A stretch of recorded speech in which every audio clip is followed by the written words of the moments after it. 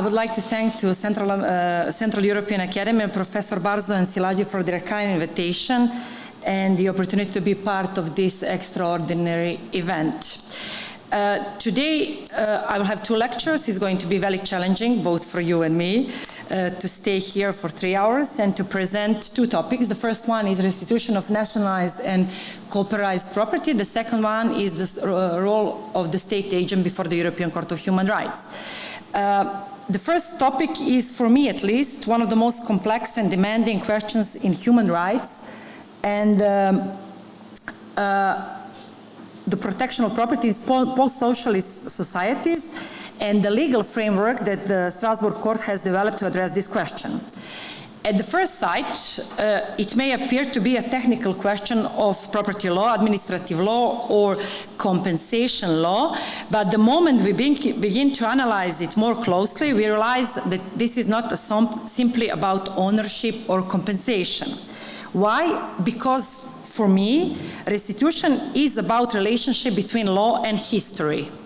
It is about what a democratic state owes to those whose property was taken by previous socialist and communist regimes. And perhaps more importantly, restitution is generally about the limits of the legal redress in transnational societies. I also think this is one of the most complex and institutionally demanding fields that the Strasbourg Court has ever been asked to educate. And in my presentation today, as you can see, I will try to answer to some of these interesting questions regarding restitution and to give the overview of the Strasbourg Court approach. And we will cover this material across three parts. In the first part, I will give some historical background and context. The second part, I will explain the court's approach, especially under Article 1, Protocol 1 of the Convention. In the third part, I will explain the pilot judgment procedure.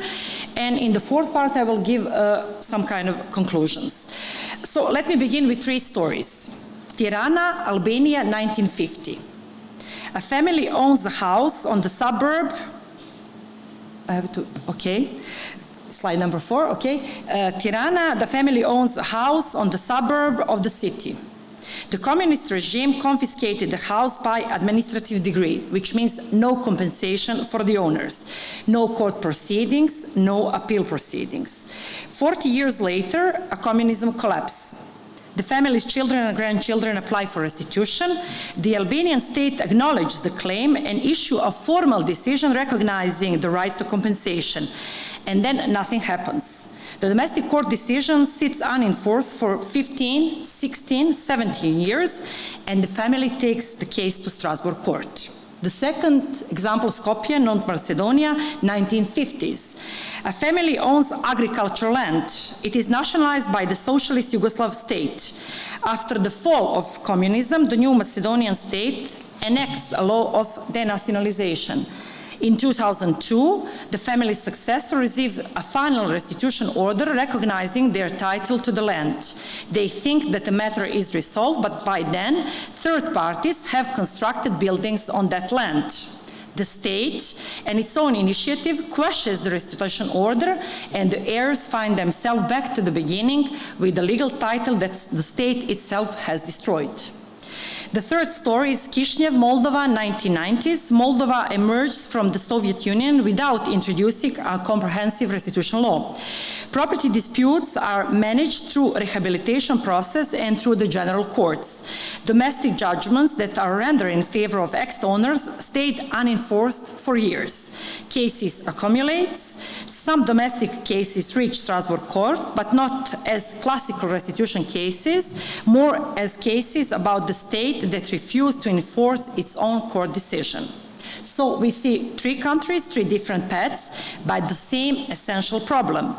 A post-communist state that acknowledged in some form the injustice of the past and then failed to deliver on what acknowledgement in the way of that acknowledgement in the way that is lawful, consistent, and effective. What communist regimes actually did to property. When communist regimes consolidated power after the Second World War across Central and Eastern Europe, in most countries between 1945 and early 50s, one of their defining moves was the large-scale transfer of private property into state ownership. And this process was planned to and represent one of the foundations of the entire socialist order. And we are talking about apartment buildings, factories, commercial premises, agricultural land, forests, churches, family homes, all absorbed into state ownership throughout nationalization laws, collectivism campaigns, confiscation orders, and expropriation decrees. The scale varied across the region. Albania, for example, represents the most extreme case. Private property was almost entirely abolished. The former Yugoslav Republic, North Macedonia, Bosnia and Herzegovina, Montenegro, and Serbia experienced extensive but more largely structured depossession with registered title system that left some documentary trail. Romania, and some other Central European states operate within the national communist legal framework and left different documentary and institutional traces. And one thing was the same for all these countries. Under communist rule, private property was taken away because the communist system believed that the state, not the individual, should own everything that was material. Once the communist and socialism collapsed, a second phase began. New democratic states had to answer a question: what do we do with all this property? By the 90s, the property confiscated 40 and 50 years earlier was no longer in the same condition as it was when it was taken. Originally, owners had died, the heirs were no longer living in the same state. The assets had been altered, buildings subdivided, land reorganized in the collective farms, factories merged into state enterprises. Some properties had already been sold to tenants through privatization process even before restitution legislation even existed. So post-communist states were facing a complex legal reality, where the same piece of land or building has created multiple claims that often directly contradicted each other. Former owners had claims based on historical injustice. Current residents had claims based on decades of lawful occupation. Governments need to privatize assets, attract investment, and keep public finance from collapsing, and ordinary citizens had a basic interest in knowing what property law was stable and predictable. Restitution was therefore never simply about giving back things. It was about deciding who would pay the price for correcting the wrongs of past.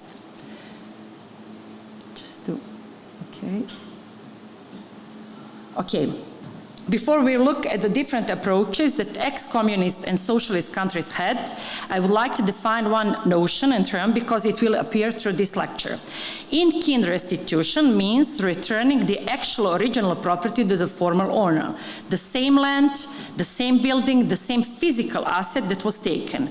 This is the most direct form of correction, and it also is the most difficult to achieve in practice because by the time restitution laws were enacted in these countries, the original property has often already been sold, demolished, built upon, or absorbed into state enterprises. In many cases, there was simply nothing left to return. Where in-kind restitution was impossible, states turned to other forms of redress: financial compensation, government bonds, tradable coupons, or substitute property of equal value.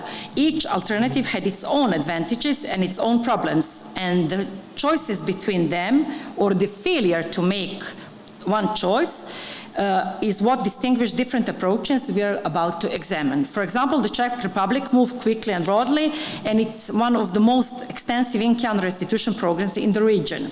Poland remained for many years without a general legislative resolution of private restitution claim, which eventually created the pilot judgment of Broniewski that we will discuss later. Hungary relied primarily on compensation coupons. Romania enacted a series of restitution laws from 1991 onwards, each attempting to improve on the last, and none of these laws created a coherent and effective mechanism, and this resulted with hundreds of thousands on unresolved claims, conflicting court decisions, and a bureaucratic system that chronically was unable to process the volume before it. Albania represents an interesting example. Every compensation scheme passed by the Albanian government was time and time found inadequate by the Strasbourg court. North Macedonia enacted a law of denationalization and declared restitution process formally completed in 2013. However, thousands of cases remained unresolved, and the Nashkov case that we will discuss show that even formally completed restitution could unreveal when the state quashed its own final orders. Moldova never enacted a comprehensive restitution law. Moldova's conventional cases came not from filing restitution scheme, but from non-enforcement of ordinary court decisions. And Bosnia and Herzegovina probably experience, and they reflect yet another dimension. As a part of socialist Yugoslavia, Bosnia and Herzegovina went through the same nationalization and collectivization process in other Yugoslav republics, but its post-communist course was dramatically complicated by the 1992-1995 war, which created an additional layer of property displacement. Internally displaced persons and refugees forcibly separated from their homes, and on the top of already existed unsolved communist era, there was another layer of property legacy. Montenegro, also as a part of socialist Yugoslavia, shared the same structural experience of nationalization and collectivization. Its post-communist legislative response, the law of rights of restitution and compensation for confiscated property, attempted to address these historical takings, including through specific provision for churches and religious organizations. But even the existence of such legislation did not automatically generate convention protective rights for every applicant who invoked it. Serbia, too, inherited Yugoslav legacy of nationalization. Our legislative response came very late than the other countries. We introduced the law in 2011, more than 2 decades after the fall of communism, and this relatively too late legislative moment illustrates an important point. The restitution process in the region was not a single historical event in the 90s, but a continuing legislative evolution that extended well into the 2010. And what we see from these different examples is that there was no single post-communist solution. There were only different techniques for the managing the collision between historical injustice and present-day order. And each solution of these countries have chosen generated its own pattern of violation before the Strasbourg court. So to understand why these legislative choices were so difficult for the countries, we need to identify the 4 issues that every post-communist state was trying to manage simultaneously. The first one is corrective justice. New democratic governments wanted to make a clear break from the confiscatory practice of the old regimes. Restitution said publicly and legally, the old state enacted wrongly, we are rejecting that wrong.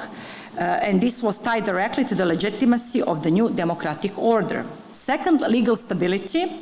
By the time restitution laws were enacted, many confiscated properties had passed to individuals who acted in good faith. Tenants who had purchased their flats in good faith, cooperatives that had farmed the land for decades, municipalities that have built schools on the sites.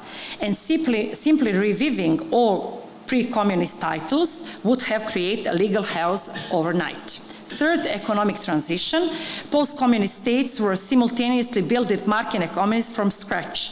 Unresolved historical claims created legal uncertainty, compelling titles and assets that no investor would touch, and restitution disputes were a serious obstacle to privatization, investment, and economic stability.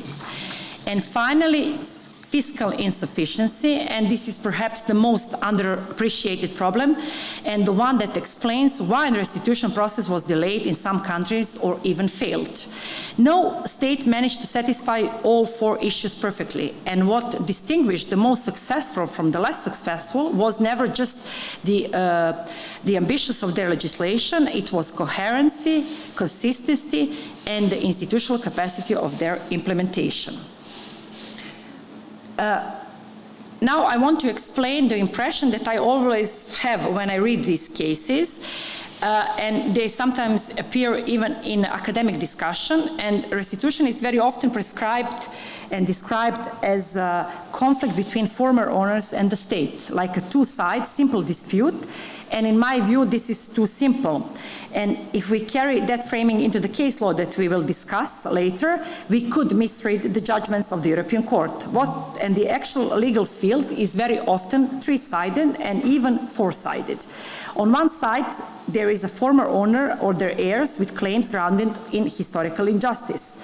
On the second side stands the current occupants, the tenant who bought their flats in 1991, the cooperative farming of that landed for 40 years, and their claims are grounded in legal certainty and social stability. And they all acted in good faith, and they relied on the law that was in power.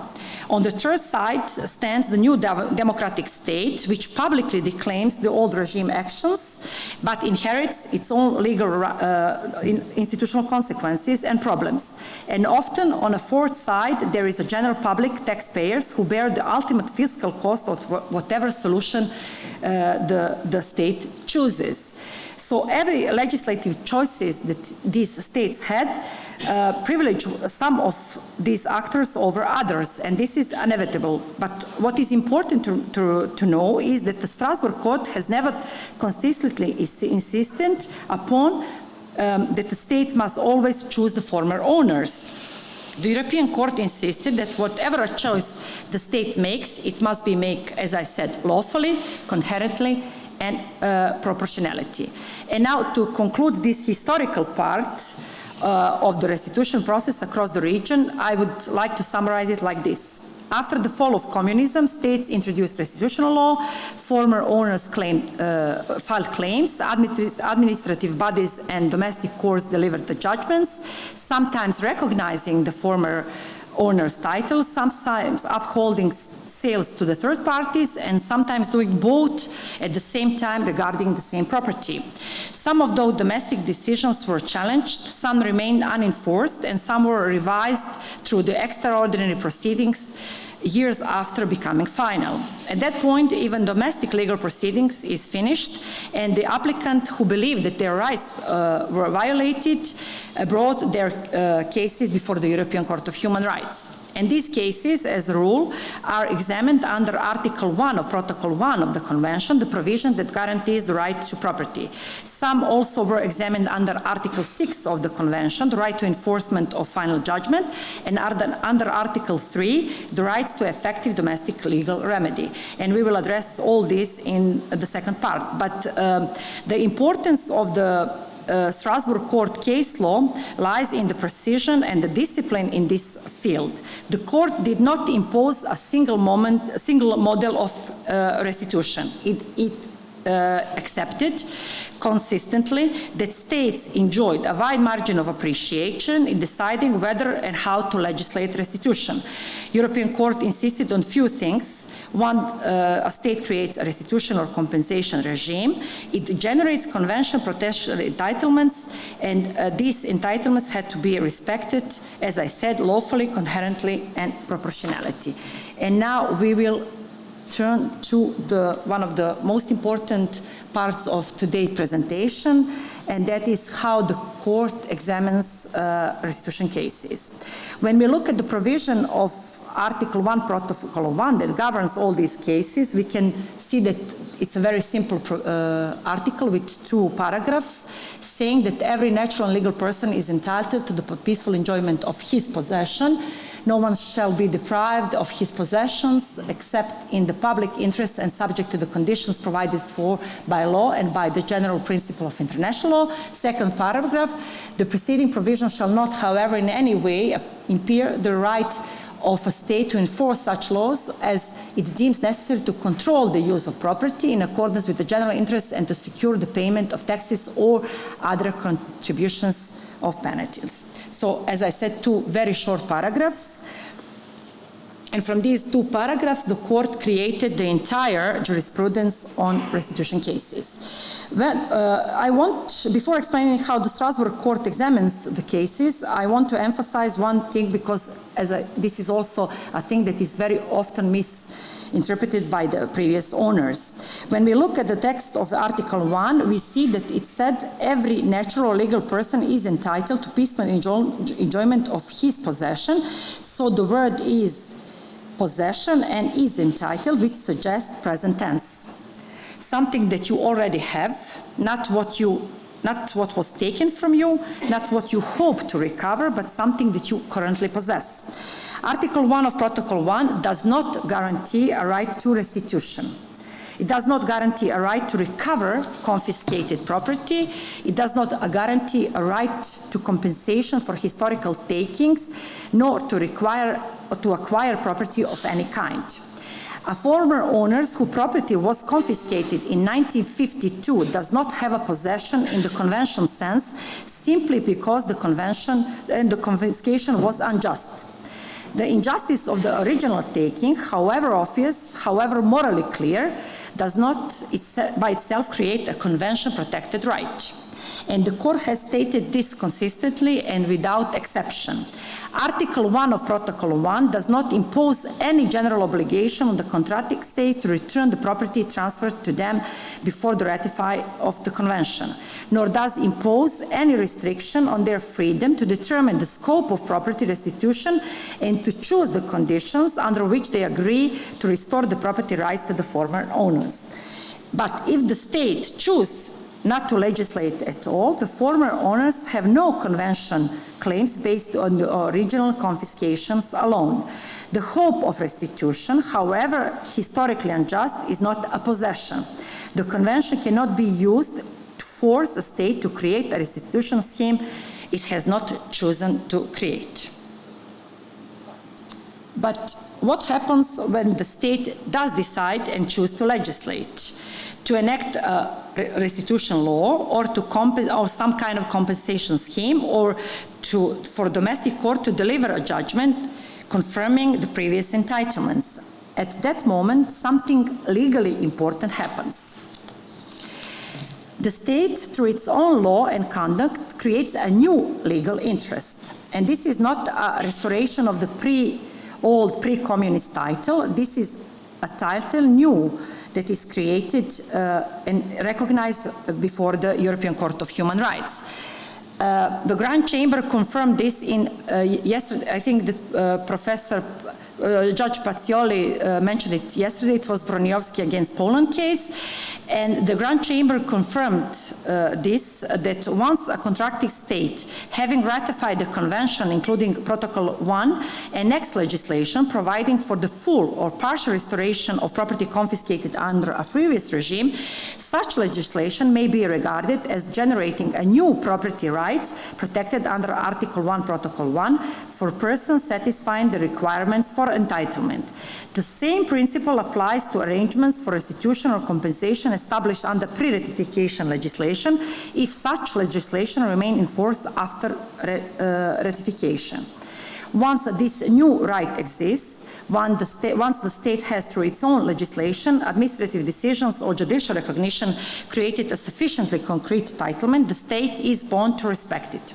It cannot recognize a restitution title and then sell the same property to someone else without compensation.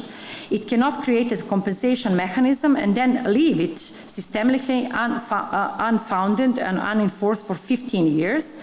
It cannot use a final restitution order and then quash it in its own initiative 12 years later. All these situations, and we will examine them in this part of the presentation, constitute a potential violation of Article 1 of Protocol number 1. Now, I will explain how the courts examine these restitution cases. Usually it functions, the examination of under Article 1, Protocol 1 works through 4-step test, and each step is a getaway. If the applicant he fails at any step, the analysis stops there, the court does not continue the analysis. The first question and step 1 is the question, does the applicant have a possession? And this is the admissibility step. Step 2 is, has there been an interference? If yes, what kind of interference? And I will explain this later through using 3-rule framework which was established in Sporong and Lonov case. Step 3 is the interference justified, and there are 3 conditions that has to be fulfilled. The first one is the interference lawful? Second is, does it pursue a legitimate aim in the public or general interest? And the third is the most important and most often analyzed by the Strasbourg Court, proportionality. And step 4 is the question, is there an effective domestic remedy? If the answer to any of these questions reveals a systemic pattern affecting numerous applications and applicants, this represents a potential structural violation and possibility for a violent judgment procedure that we will also examine later. And now I will explain each of these steps in detail through the cases that build the practice in the Strasbourg Court. The concept of possession and what does the court actually protect. So the first question any lawyer must ask is, in the Article 1, Protocol 1 cases, is, does the applicant have a possession in the convention sense? And this question mattered a lot in post-communist states. As I said, the former owners whose property was confiscated in the 50s does not automatically have a possession in 2005. The court has firmly established that the Article 1 of Protocol 1 does not create any obligation on state to return, nationalize, or confiscate proceeds, but particularly when the confiscation took place before the state ratified the convention. And the concept of possession is an autonomous convention concept that is broader than in domestic law. And the key point is that the court does not revive the old communist title. Instead, it asks a different question. The question is, has a new democratic state, through its own post-ratification law or conduct, created a sufficiently concrete and enforceable legal interest? If yes, that interest becomes a possession under the convention, and the state that infringes that obligation may trigger Article 1, Protocol 1 violation. The foundation illustration, interesting foundation illustration is Burmescu against Romania case. Mr. Brumarescu's parents owned a house in Bucharest, nationalized by the communist state in the 50s. After 1989, Mr. Brumarescu brought proceedings before the Romanian courts. In 1993, he obtained a final judgment declaring the nationalization null and void and recognizing his as the lawful owner. Then something very odd happened. The Procurator General of Romania applied for and obtained the annulment of the final judgment by the Supreme Court. Through an extraordinary procedural mechanism, the state unrevealed what its own courts has decided, leaving Mr. Brumarescu without property. The Grand Chamber of the Strasbourg Court found the violation. The final domestic court judgment was itself a possession under the convention. By quashing it, the Romanian state destroyed a possessory interest that its own judicial system had created. And Brumarescu explains 3 things. The first, a final domestic court judgment itself is a possession within the meaning of the convention. The state's own judicial system can create a possessory interest that the convention then protects, and the state cannot use extraordinary procedural powers to reclaim what its own courts have lawfully awarded.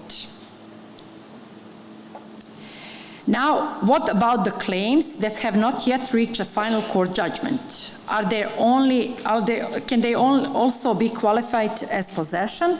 And the answer is yes, but they are under some strict conditions. The court has consistently held that the possession can be either existing possession or assets, including claims, in respect of which the applicant can argue that he or she has at least a legitimate expectations of obtaining effective enjoyment of a property right. But that expectations must be more concrete than a mere hope. It must be based on a legal provision or a legal act such as a judicial decision. And I'll illustrate this through four cases that together map the full spectrum of legitimate expectations, what legitimate expectations are, and when they exist, and the clear situations when they don't exist. The first case is when there is no legitimate expectations. It's a famous case of Granciger and Grancigerov against Czech Republic. The applicants were United States citizens of Czech origin. After their rehabilitation under Czech law, they required restitution of the property they had held before immigrating to the United States. The Czech restitution legislation contained a citizenship condition saying that only Czech citizens could bring claims. Their claim was dismissed by domestic authorities. The Grand Chamber of the Strasbourg Court found no legitimate expectations. The court underlined that the hope that the law would be changed in the applicant's favor was not a form of legitimate expectation. The court also emphasized that the state have the autonomy to set the conditions under which they agree to restore property rights. And this is the important point. The convention does not require states to open their restitution schemes to everyone. They require that whatever conditions they set, they must apply it consistently and lawfully. The second case is Janter against Slovakia.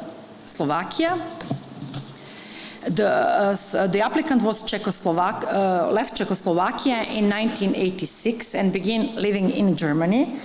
The applicant's restitution claim was dismissed as by the national courts since they found that the applicant had not established his permanent residence in Slovakia, which was a statutory condition under the national law. The applicant alleged before the European Court that he had met all statutory requirements for his restitution claim to be granted, and the Strasbourg Court held that under the relevant national law, as interpreted and implied by the domestic authorities, the applicant had neither a right nor a claim amounting to the legitimate expectations within the meaning of the court's case law. So Granciger actually reinforced Granciger when the claimant failed to satisfy the statutory condition introduced by the domestic law. There is no legitimate expectation that is protected by the convention.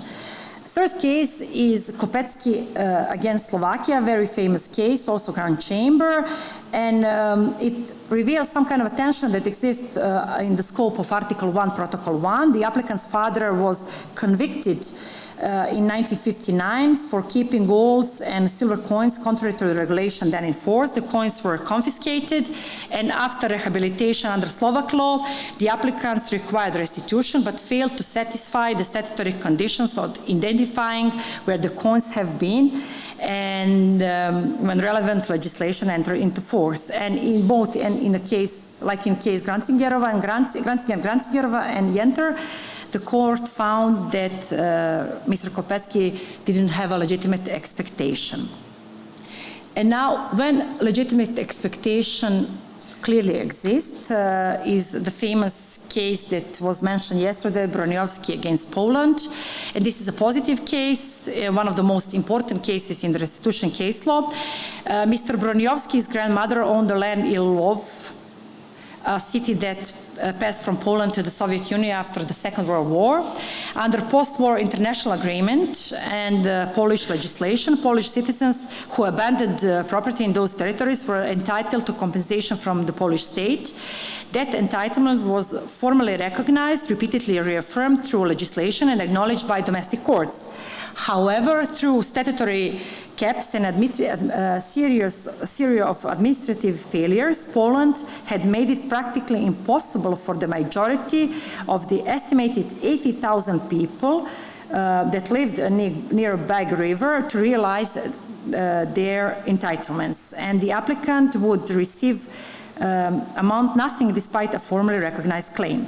The case went to Strasbourg. The Grand Chamber found a violation, and the court decided that Poland had, through its own successive legislative instruments, formally and repeatedly recognized the Bug River entitlement, and that recognition was concrete, legally grounded, and consistently acknowledged, and it was a legitimate expectation and a possession that was protected under the Article 1, Protocol 1.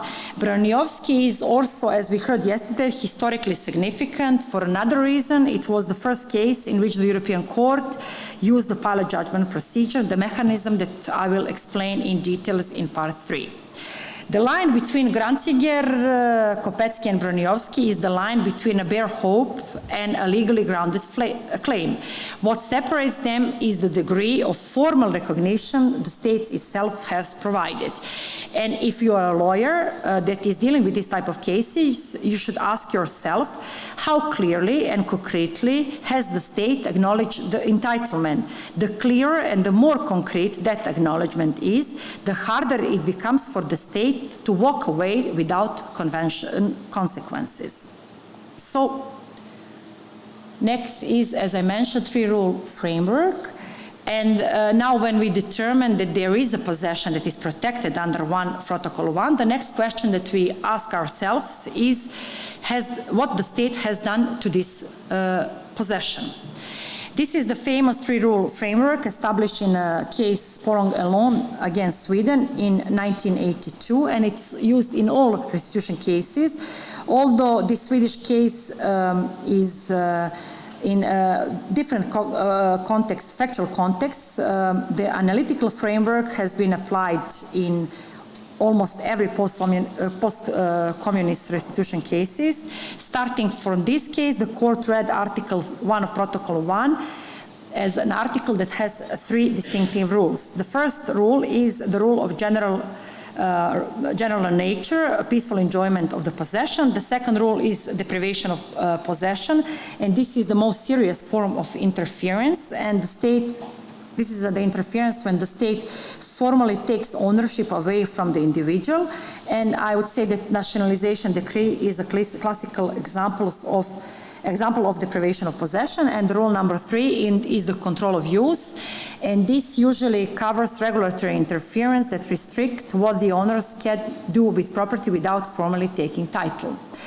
I would like to make one important clarification. These three rules are not disconnected from each other.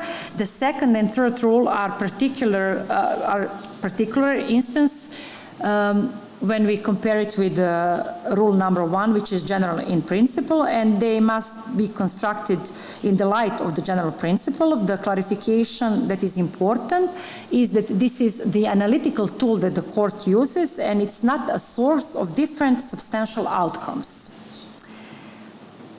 So, before reaching to the fair balance test, which is, I think, the most important test that the court does in the restitution cases, the court has to check 3 conditions in sequences, and I already showed them in a previous slide: lawfulness, legitimate aim, and proportionality. The first question is lawfulness. The interference of the state and control of use of the depossession of the property has to be lawful. It has to have any kind of basic in domestic law that is sufficiently accessible, precise, and foreseeable, and applied consistently without arbitrariness.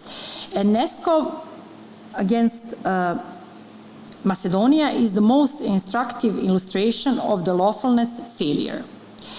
The applicant's ancestors' land has been expropriated in the 1950s. In 2002, the Restitution Commission of North Macedonia issued a final order returning undeveloped portion of the land to the applicants. 12 years later, in 2020,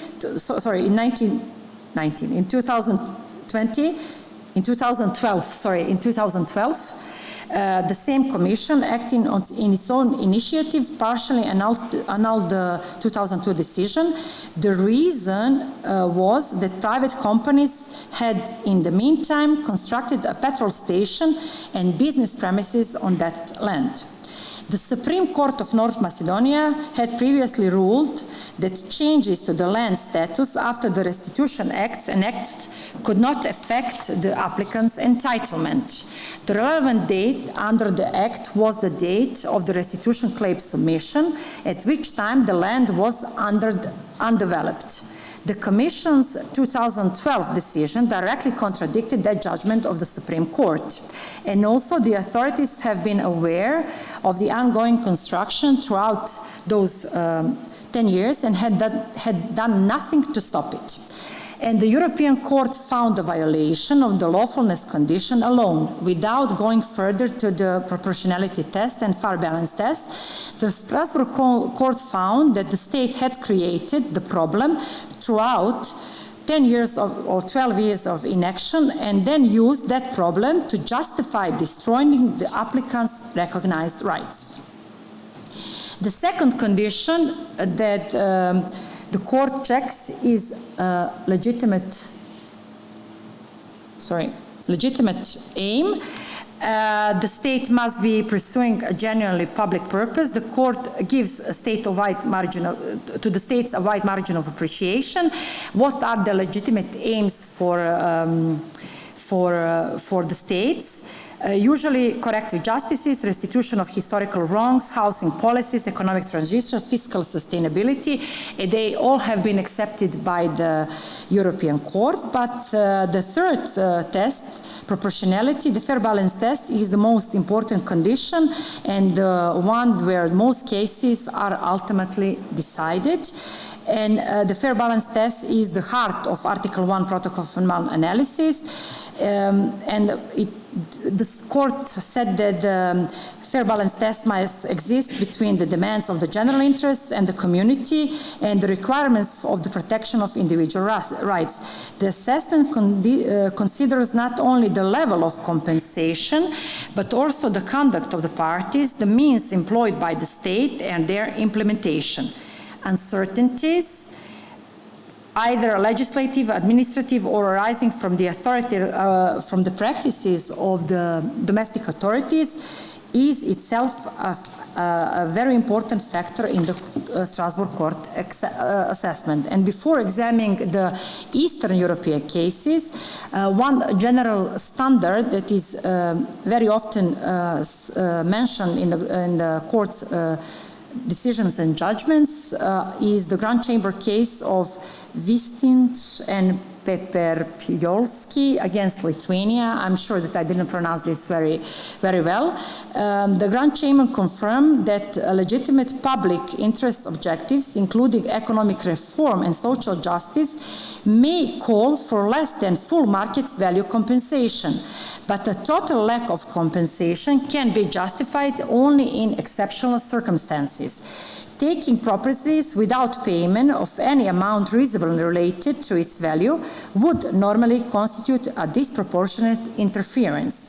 That standard, compensation reasonably related to value, is the threshold and a limit below which states cannot fall. So,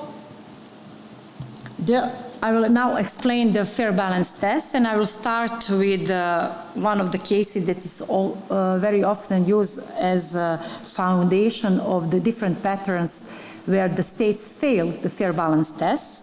It's Strain and others against Romania. It's a 2005 judgment of the European Court. The Strain family owned an apartment buildings in Bucharest that were nationalized in the 1950s. After 1989, they obtained a final court judgment recognizing that the nationalization had been unlawful and that they had never stopped being the owners. While their proceedings were still ongoing, the Romanian state sold several of the flats to sitting tenants under a privatization scheme. By the time the family obtained their final judgment, the very property they have been recognized as owning had been transferred to third parties, without no compensation offered to the applicants. The European Court found a violation. The court found that the applicants' property rights were recognized, but their claims for restitution were denied, violating their right to peaceful enjoyment of possession. The court noted that the lack of clear legal provisions regarding compensation or restitution were when properties were sold to third parties in good faith. The court further underlined that the absence of compensation imposes an excessive burden to the applicant. And this becomes the pattern that happened in hundreds of other Romanian cases where the Romanian state recognized the title but then sold the same property to the third party without any compensation to the previous owners, and we will discuss this in a part where I will talk about pilot judgment procedure. The fair balance is not automatically a clear one by the former owner. Strani against Romania may suggest that the former owner always wins, but this Bulgarian case shows that it is not so. To understand this Velikovi against Bulgaria case, we must need to understand the Bulgarian legislative context. After the fall of communism, Bulgaria enacted restitution legislation that allowed former owners to reclaim properties that had been sold by the communist state to city tenants. On the surface, this seems straightforward, historically injustice corrected, and property returned to the previous owners, but there was a problem. Some of these sitting tenants had purchased their apartments decades earlier at prices that generally reflected market value at the time. They had lived in those homes for years, sometimes for their entire adult life. They had acted in good faith. They had no connection to the original confiscation. They were simply people who had bought a home legally, properly, and at a fair price. The Bulgarian law made no distinction between these tenants and tenants who had bought their properties at artificially low, politically subsidized prices. The European Court examined 9 applications together and produced a carefully separated outcome. For 5 of 9 applications, the court found no violation. Those tenants had acquired their properties at prices that were artificially low, bearing no reasonable relationship to market value, and the original owner's restitution claims prevailed. For 4 of 9 applications, the European Court found a violation. Those tenants had purchased in genuinely good faith at prices bearing a reasonable relationship to market value. Stripping them of their homes without any compensation purely to restore a pre-communist title placed by the conclusion of the European Court excessive and disproportionate burden to the people who had done nothing wrong. And the lesson of Velikovi against Bulgaria is essential that there is no automatic winner in this three-side field that I explained previously. The fair balance under Article 1, Protocol 1 is not a guarantee to the former owner. It is not a guarantee for the sitting tenant either.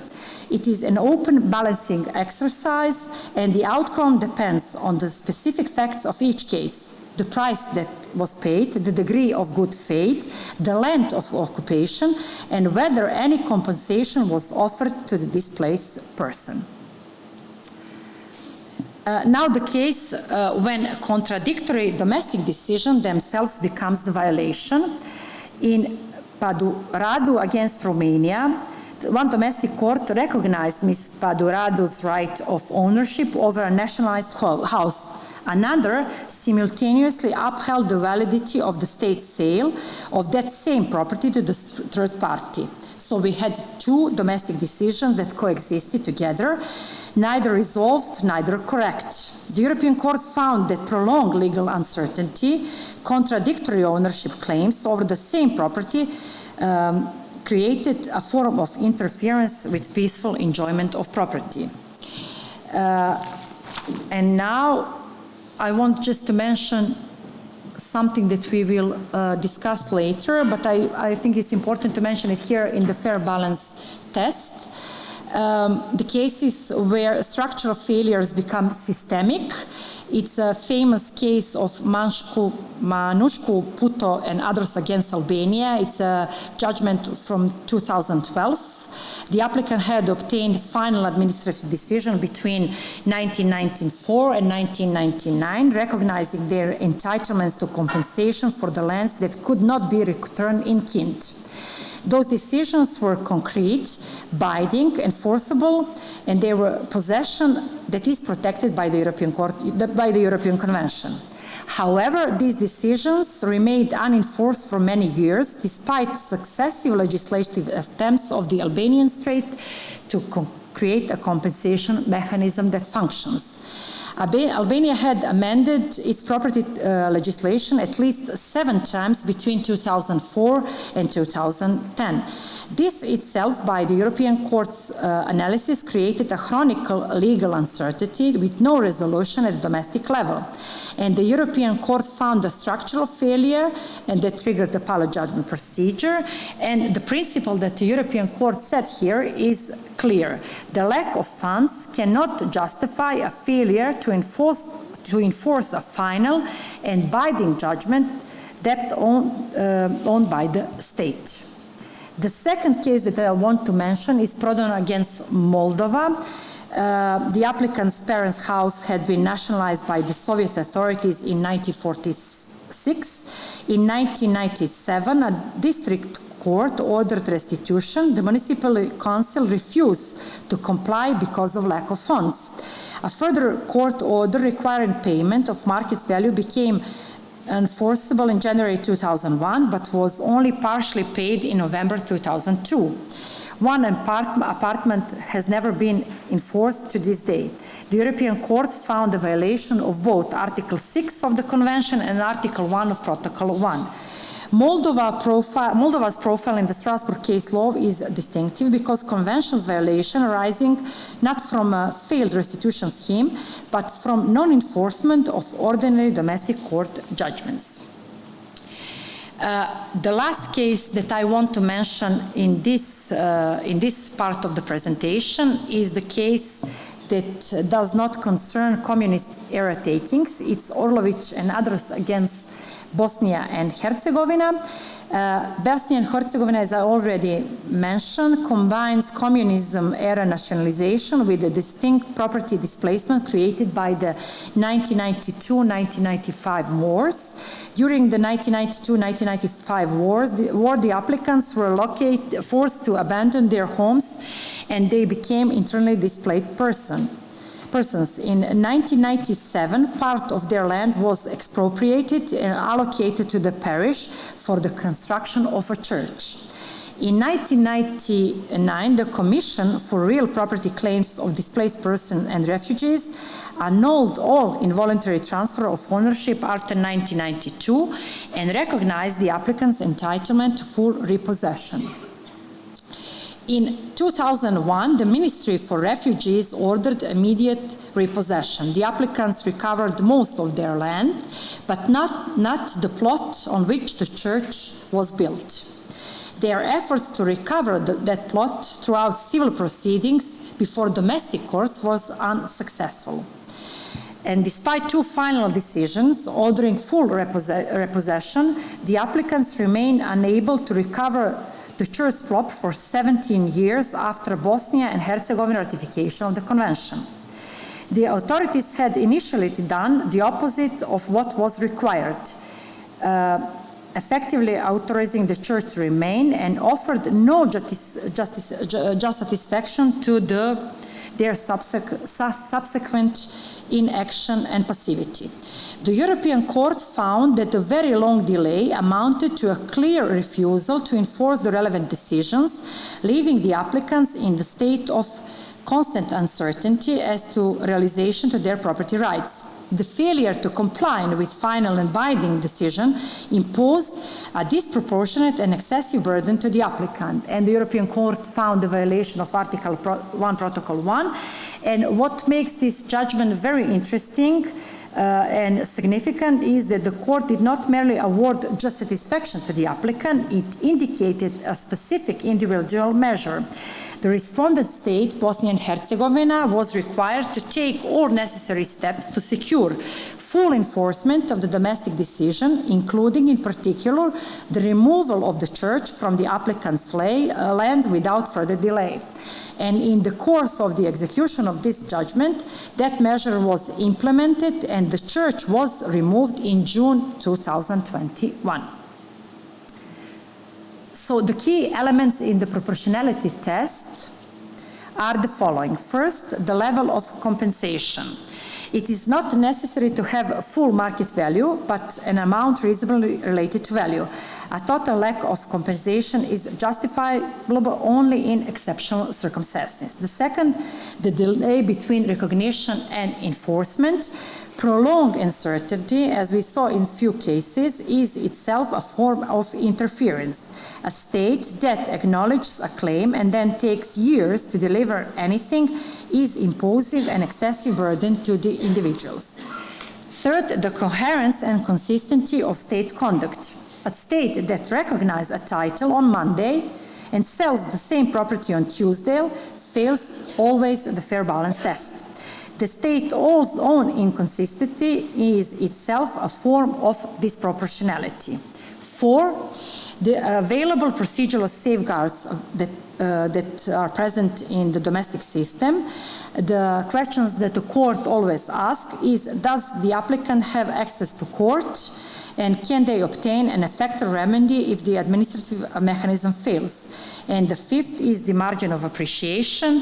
States, the court, European Court consistently emphasized that the states have better knowledge of their own society's economic conditions than the international judges, and the court will not substitute its own legislative preference. But the margin of appreciation does not create excuses for arbitrariness or absence of compensation. So, okay. Now I will say a few words about Article 6 and Article 13 that are also very important in the restitution cases. And very often the court examines them together with Article 1, Protocol 1. And why does these two articles are important? Because the combination of all three provisions, Article 1, Protocol 1, Article 6, and Article 13 of the Convention, is precisely what allowed the court to characterize the restitution failures in some Central and Eastern European countries as structural and systemic problems that required structural and systemic remedies, and this is what triggered the appellate judgment procedure without any provision in the Convention. Article 6 of the Convention is very well known to all of us, and usually we connect it with the right to a fair trial, but it's also a right to enforce the final judgments. Article 6 is very important because the court consistently said that the judgment of the domestic court that is remain unenforced is as much as a denial of justice as a proceeding that was unfair. The right to access to court would be illusory if a final binding judgment of the domestic court could simply remain inoperative and unenforced for years. The burden to ensure compliance lies primarily with the state from the day that the judgment becomes binding. The state cannot invoke budgetary constraints or administrative complexity as justification for non-enforcement. Article 13 of the Convention guarantees the right to effective domestic remedies. It's important to underline that Article 13 does not create a substantive right, and it's always examined together with some other rights. It requires that the domestic legal system provides a mechanism through which convention violations can be identified as correct at national level before and even requiring the reaction from the Strasbourg Court. The key distinction the European Court makes is between two types of inadequacy. The first one is a complete absence of any domestic remedy. The second, more common in the Central and Eastern European countries, in the restitution cases, is the existence of a remedy that is formally available but effectively non-functional. A mechanism that exists on paper but cannot deliver adequate and timely redress in practice. For example, in Driza case that I will explain in details in the part 3 of my presentation, Albania had failed to establish any adequate procedure for dealing with compensation claim when the original property could not be returned. In Manošku Puto against Albania, the court examined Albania's various attempts, remedies, state bonds, in-kind alternatives, financial compensation scheme, and found that none of them was effective in practice. Article 13 findings was that Albania had failed to compensate individual applicants, and also that Albania had failed to construct a remedial system capable of addressing the problem at the scale that actually existed in Albania.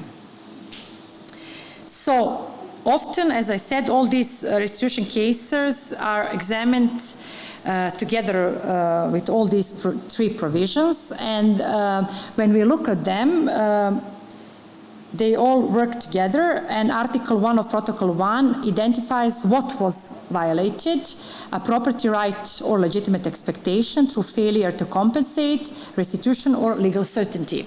Article 6 of Convention identifies how the violation was sustained through non-enforcement of final judgment, extraordinary review, or unreasonable delays of domestic authorities. Article 13 identifies why the violation could not be corrected domestically, because the state had failed to construct an effective legal remedy at the national level. Together, these three findings create a picture of a systemic institutional failure, a state whose property law generates rights, whose courts recognize those rights, whose judgments do stay unenforced for years, and whose remedial mechanisms are too weak or too disorganized to correct the failure of the past.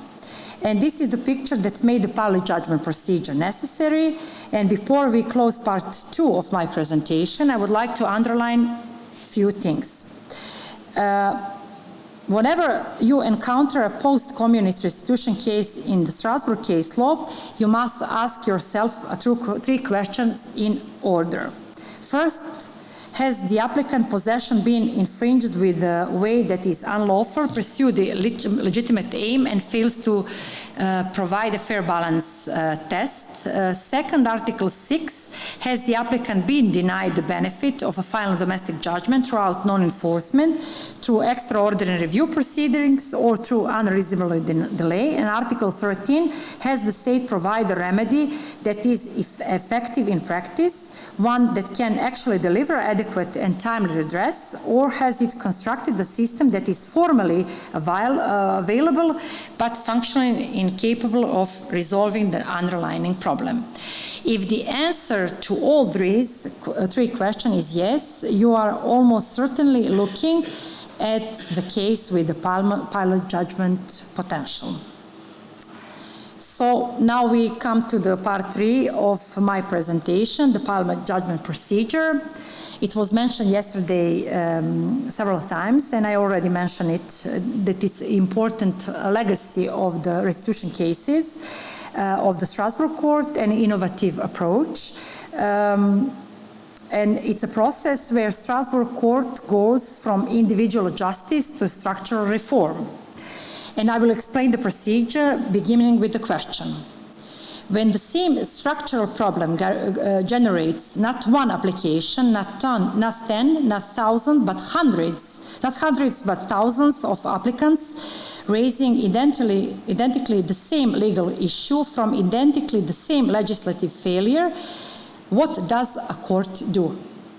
The convention answer is adjudicate each case individually, receives the application, examines the facts of that individual case, finds a violation, award just satisfaction to that one applicant, and move to the next case. That answer works when violation is isolated. However, it breaks down completely when they are systemic. In the mid-2000s, the Strasbourg Court was facing hundreds of cases from Romania, for example, alone, all raising the same fundamental complaint. The state had recognized a former owner's right to property nationalized under the communist regime and had then failed to deliver restitution or adequate compensation. processing each case individually would have consumed the European Court's entire capacity while doing nothing to address the underlying structural problem that existed in some countries. So the pilot judgment procedure was the European Court's institutional response to that crisis. It is one of the most significant procedural innovations in the history of the Strasbourg system, and it was born directly from the post-communist restitution context.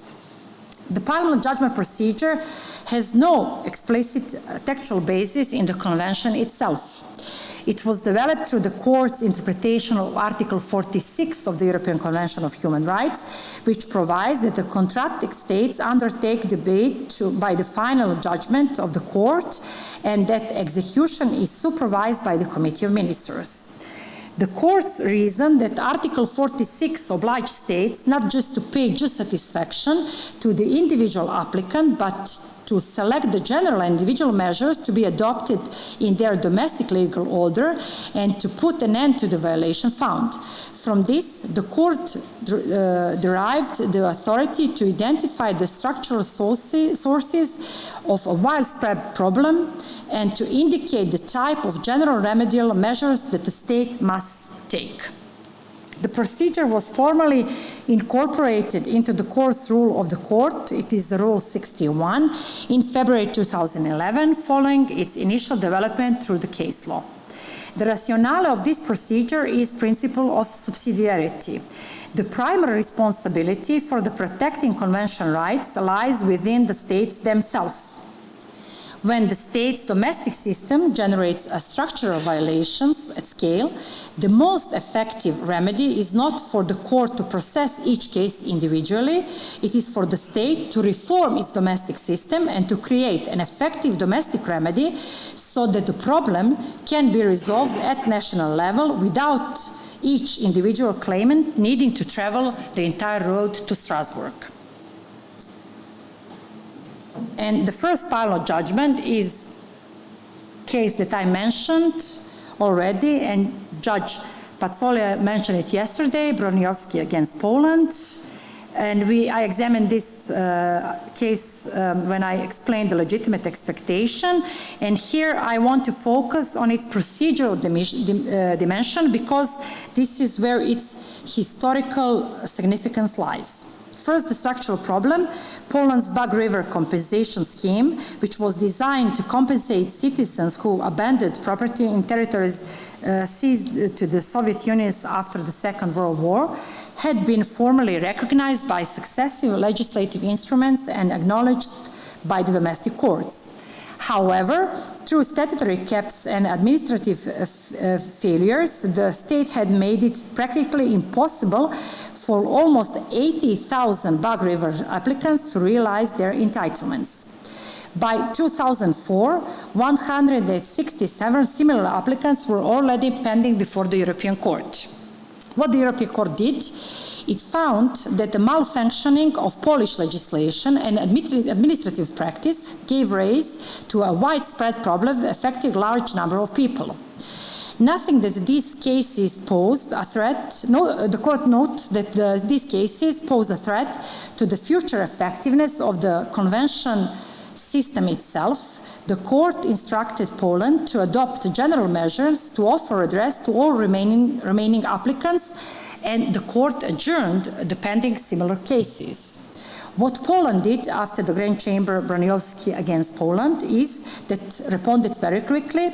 It revised its legislation and increased the statutory maximum for Bug River compensation and reached a friendly settlement with Mr. Broniowski and other applicants. The European Court found that the structural problem was resolved and the hundreds of pending applications before the European Court was struck out. So the Broniowski case established the template that the Strasbourg Court uses in the pilot judgment procedure.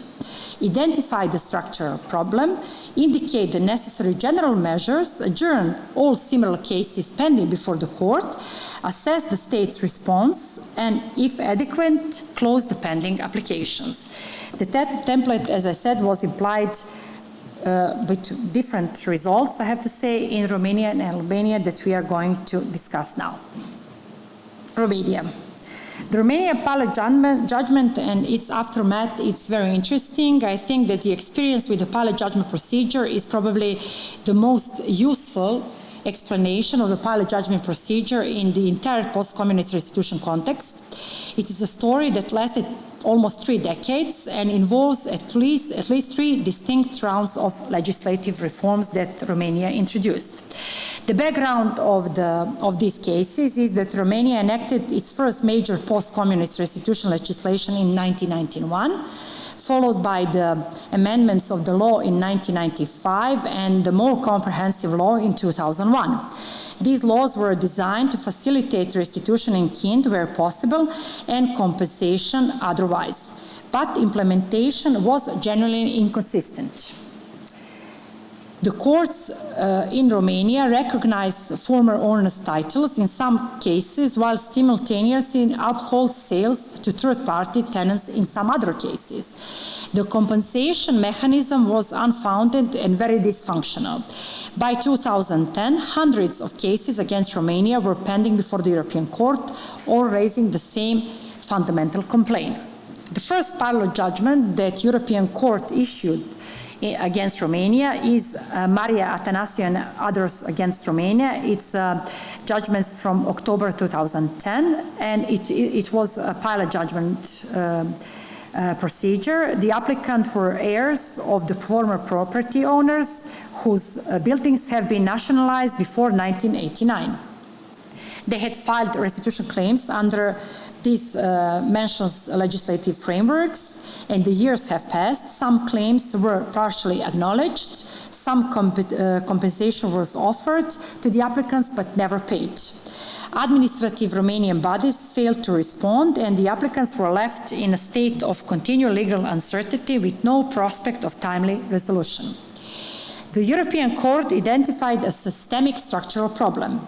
It found a violation of Article 1, Protocol 1, of Article 6 of the Convention, and under Article 46, it called upon Romania to create a mechanism capable of affording adequate redress, whether through restitution in kind, equivalent property, or financial compensation, with a reasonable framework and with clear procedural deadlines and general judicial oversight.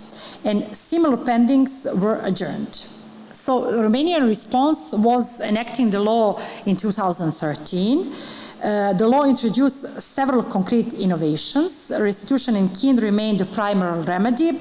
Where it was not possible, a new compensation mechanism was introduced based on a point system with 1 point equivalent on Romania law, entitling claimants to participate in publicly auctions for state-owned properties.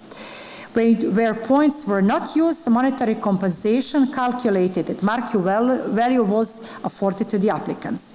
The 2013 law set binding statutory deadlines for every administrative step. It provided judicial review of administrative decision, and it created a national authority for property restitution as a centralized implementing body of that law. The follow-up of this law was judgment Preda and others in Romania from 2014, where European Court examined this 2013 law and found that except in situations where there were multiple documents of title for the same building, the law in principle offered an accessible and effective framework to address.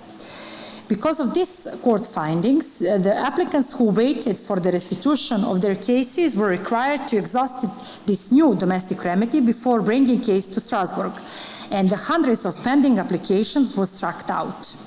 This means that in Preda, the other case and other case, Strasbourg approved the law that Romania introduced in the process of the execution of Maria Atanasiou Pala judgment.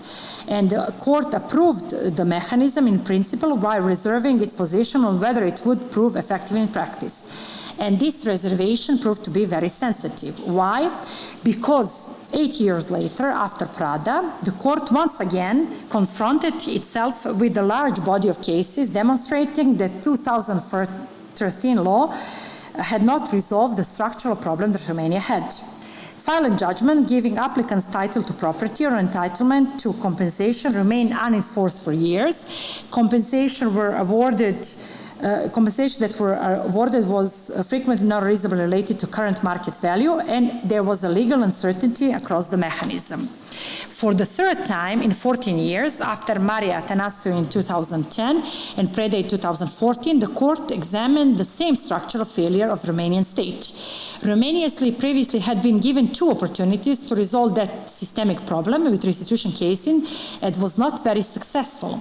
It is important to say that the problem was not the law itself, but the capacity of domestic authorities to implement it. The court found that it's crucial that Romania continue its efforts and adopted further appropriate measures to bring its legislation and practice into the line with the convention requirements. So what could be the lessons that Romanian experience teach us? The court issued 3 pilot judgments. This involves more than a decade of legislative reform and without final solution to the issue. As I said, the problem was never the text of the law. Romania enacted very good law. The court approved it in Preda decision, but 8 years later, because of the inadequate implementation of the law, there was a third round of the findings of the European Court in Valenu and others against Romania. So the Romanian experience is that legislative reform is necessary but never sufficient. What matters is that the quality of law on paper, as well as the capacity of the administrative and judicial mechanism to implement it in a consistent, promptly, and compensation reasonably related to market value. I think that we have time to go through Albania, and then we can take a break before the conclusion of the first presentation that I will have today. The second experience with the structural problems and the pilot judgment that I want to present is Albania. To understand why the pilot judgment was necessary in Albanian case, we need to understand how restitution looked in Albania. Albania's post-communist restitution process began in 1993 with the adoption of the first Property Restitution and Compensation Act, which granted former owners or their heirs the right to reclaim nationalized property or receive compensation either in kind or financially. The Property Act was subsequently amended in 2004 and again in 2006. By the time the European Court decided on these cases, the legislation in Albania had been amended at least 7 times between 2004 and 2010. And this amendment created legal uncertainty and further underlined the main problem. The underlying problem in Albania was always the same. There were a lot of final administrative decisions recognizing former owners' entitlement to compensation. These decisions were concrete, binding, and enforceable.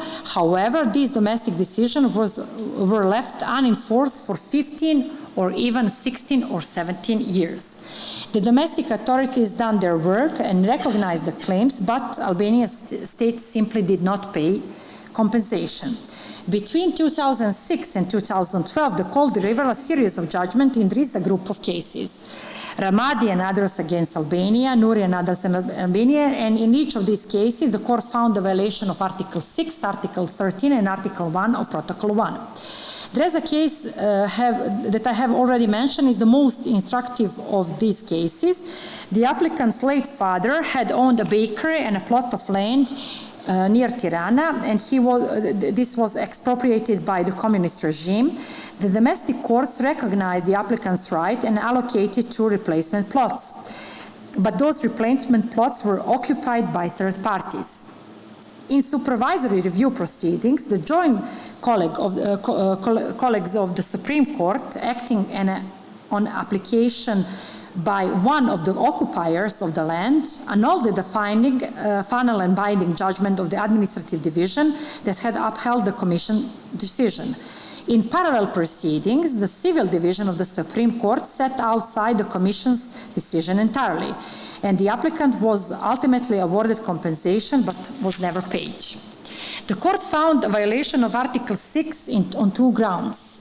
The annulment of the final judgment throughout supervisory review rendered meaningless the entire judicial process in Albania that had ended in res judicata decision. And the authorities' sustained failure to enforce final judgment deprived Article 6 as an useful effect. On Article 1 of Protocol 1, the European Court was clear. A lack of funds cannot justify the failure to enforce the final and binding judgment debt owned by the state. On Article 13, the European Court found that Albania had failed to establish any adequate procedure for dealing with compensation claim when the original property could not be returned. The appropriate bodies had not been set up, valuation maps had not been adopted, and no workable system was in place.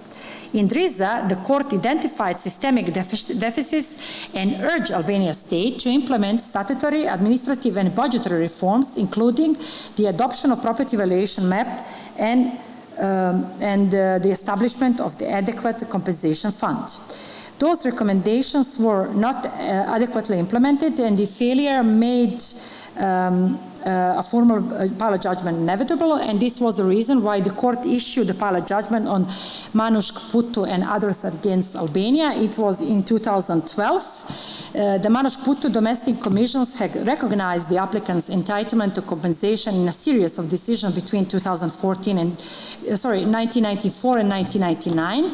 Some applicants had recovered parts of their land. None had received financial compensation for the remainder, and the court examined the full range of remedies that Albania had introduced since the judgment. State bonds, in-kind alternatives, financial compensation scheme, they found none of them have proved effective in practice. The court found that non-financial form of compensation had produced no evidence of actual awards. It further found that financial compensation was available only where the Commission had awarded it in respect of the retired property, not in cases of partial restitution, and unsuccessful claimant in a given year was simply required to resubmit the following year. The court formally invoked the pilot judgment procedure. It stressed that frequent legislative changes were themselves a source of legal uncertainty and instability, and that the Albania state must be avoided. Under Article 46 of the Convention, the court indicated on a purely indicative basis a list of specific general measures that Albania should take. A database of all administrative decisions recognizing property rights, including any modifications made through judicial review, a clear compensation scheme making use of alternative forms of compensation and reconsidering modalities for financial payment, the transparent decision-making and publication of compensation award, and the allocation of sufficient human and material resources to the competent bodies. Sorry, just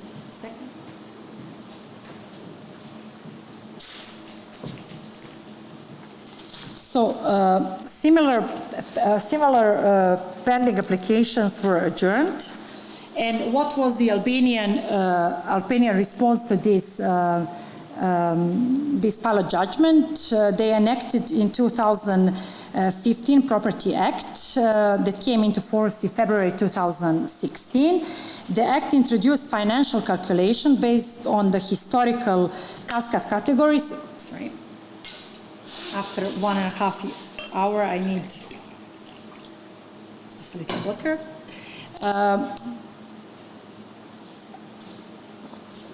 As I said, the 2015 Property Act introduced financial calculation based on the historical cascaderal categories with a minimum compensation threshold of 10% of the current cascadal value.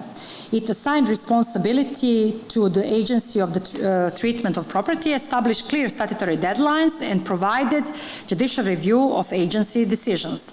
Compensation payments were required to be indexed to inflation to maintain the remedy's effectiveness over time.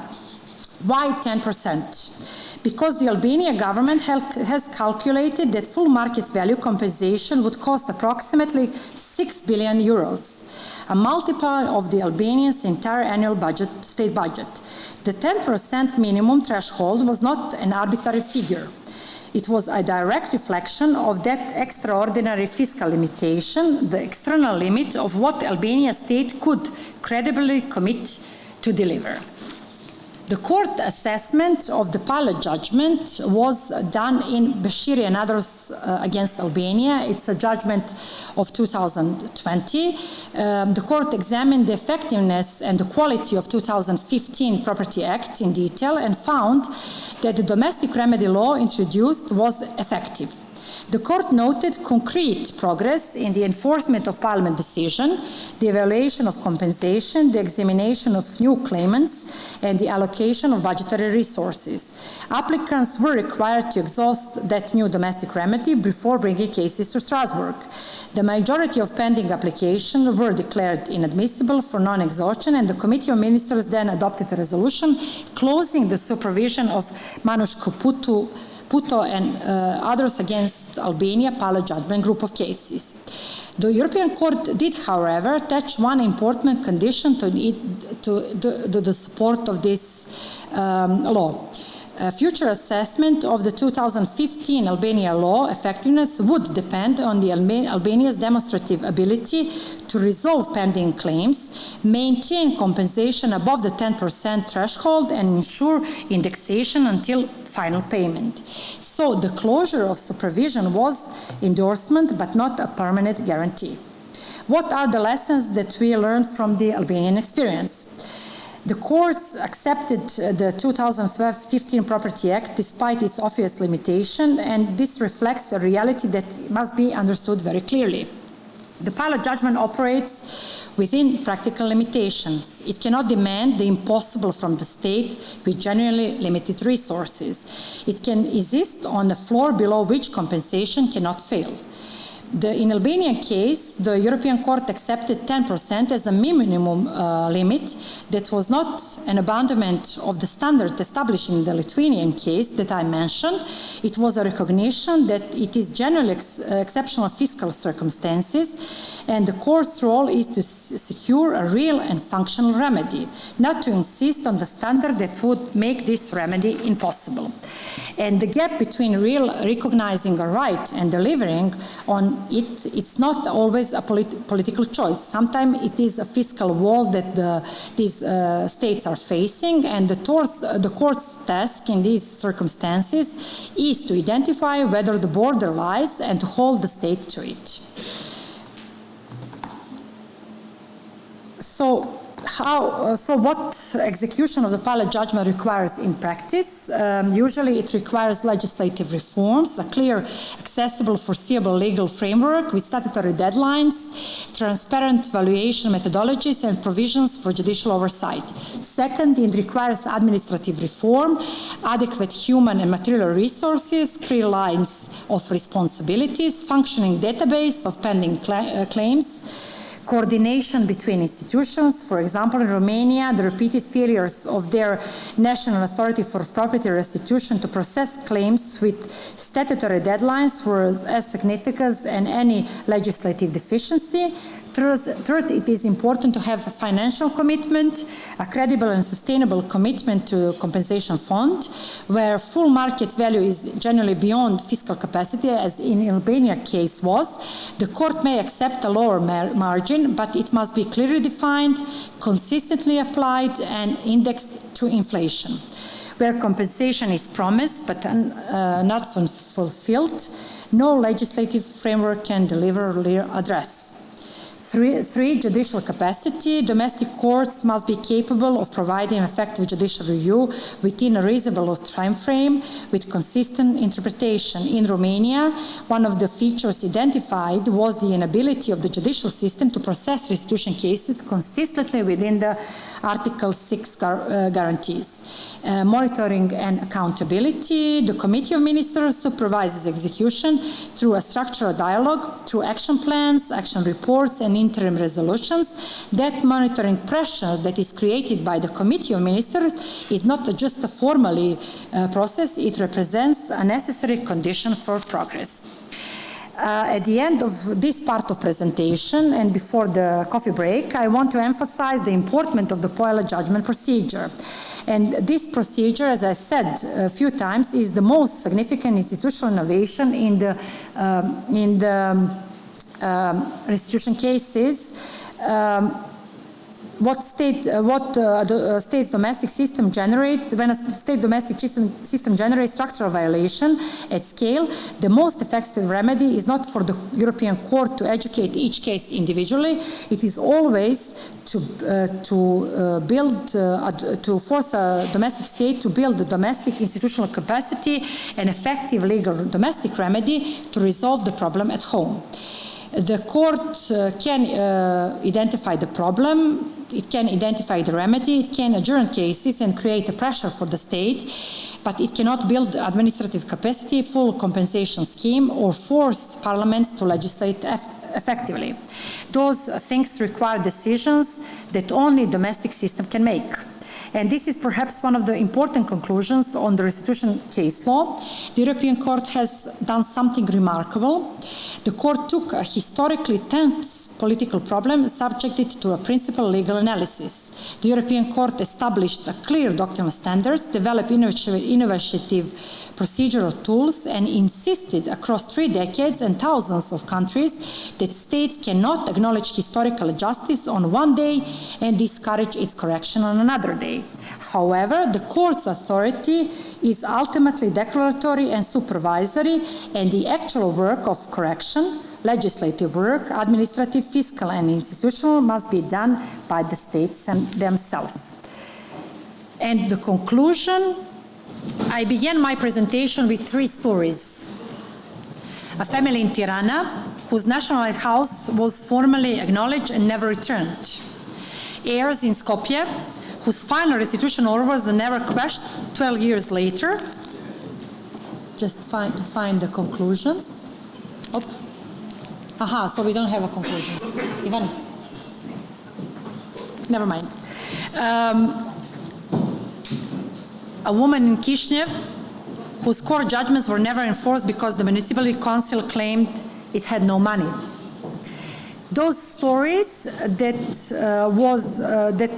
those stories that I mentioned are what this lecture has been about. Concrete, living legal problems that arrived before the Strasbourg court and wanted principled, consistent answers that involved 3 different countries. And through this presentation, we have worked on some of these answers, and I would like to make final conclusions. What the court has achieved. First, the court underlined that the convention is not an instrument of retroactive historical correction. It is an instrument of present accountability of domestic authorities. The court has never held that the post-communist states are obliged to restore all confiscated assets. The original communist era takings are outside of the court's temporal jurisdiction. What the court has done is something more precise. Once a state chooses to engage with the restitution of historical wrongs through legislation, administrative decision, or judicial recognition, the engagement of the state creates conventionally protected interest. And the state cannot then walk away from all these interests without accountability. Second, legitimate expectation is the most critical and most contested concept in the entire field. The cases that I discussed, Kranciger, Kopetsky, and Broniowski, they map the spectrum from the bare hope, which the convention does not protect, to a legally grounded, correctly recognized entitlement, which the convention does protect. Third, the 3-rule framework is a tool for classification and not a source of different substantive standards. Sporong and Long gave us the 3 rules. Classification is important. It determines which specific conditions apply most directly by the court. However, the fairness balance test applies in all 3 rules. Fourth, lawfulness is independently decisive condition. What Naskov against North Macedonia case demonstrated was clearly where the state-owned conduct is internally contradictory, unpredictable, or inconsistent with established domestic jurisprudence, the European Court will find a violation without reaching further with a fair balance test. Fifth, the fair balance test requires compensation reasonably related to value, timely delivered, and coherent state conduct. Compensation accommodates general fiscal restriction, as Albania shows. But the European Court does not require full market value in every case. However, it insists on a limit below which no state can fall. A complete absence of compensation is justified only in exceptional circumstances, and prolonged uncertainty is itself a form of interference. And the state internal contradiction, recognizing a title while selling the same property to a third person, are themselves disproportionate. Sixth, the appellate judgment procedure is very powerful, but at the same time very limited. Broniowski gave us a template. Maria Atanasio and Manushko Putu show how difficult execution of appellate judgments can be. Romanian's three-generation experience, more than a decade, 3 rounds of European courts' reactions, is a good illustration of what appellate judgment procedure can and cannot achieve. As I said, legislative reform is necessary, but is not always sufficient. What makes a difference, I will say again, is domestic institutional capacity, financial commitment of the state, and the political will to deliver on what the law promises. And if we look again on all these cases that Strasbourg adjudicated, that I mentioned, and the standards that they created, we see that at their core, the post-communist restitution cases before the European Court are cases about time, about the distance between a confiscation in 1950 and an attempt of correction 70 years later. About generations, because the people who suffered the original depossession are generally gone, and it's their children and grandchildren that are seeking redress today.